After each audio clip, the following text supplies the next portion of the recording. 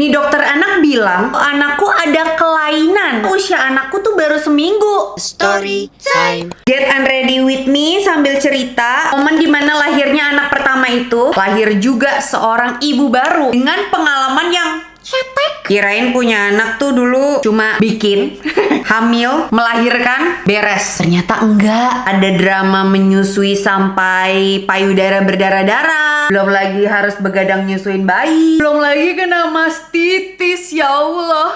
Dramanya aku keinget banget sih. Nah, di usia anakku yang baru seminggu keluar rumah sakit, kan kita dapat jadwal untuk kontrol ke dokter anak di rumah sakit tempat kita lahiran. Ya aku ikutin aja. Baru duduk nih aku ketemu dokternya. Tuh dokter bilang gini, "Bu, ini anaknya kuning nih. Anak ibu ini ada kelainan jaundice. Harus stop ASI. Kalau enggak bahaya bisa nyerang otak dan organ lainnya. ASI ibu ini nih nggak bisa untuk anak jaundice. Harus pakai sufor nih." Dia sambil nyodorin buku pelajaran gitu loh yang tebel banget. Nih ibu baca nih. Coba kalian bayangin. Nih dokter anak bilang kalau anakku ada kelainan yang dimana usia anakku tuh baru seminggu. Dan dimana aku juga baru seminggu nih ngomong-ngomong jadi ibu baru. Clueless pula. Pulang dari rumah sakit tuh rasanya aku kayak nggak dikasih jeda buat mikir gitu. Sekelilingku langsung nyuruh aku buat stop ASI dan nganjurin pakai sufor ini itu. Aku jejeritan sih, nangis. Adalah beberapa jam nangisnya. Akhirnya tenang karena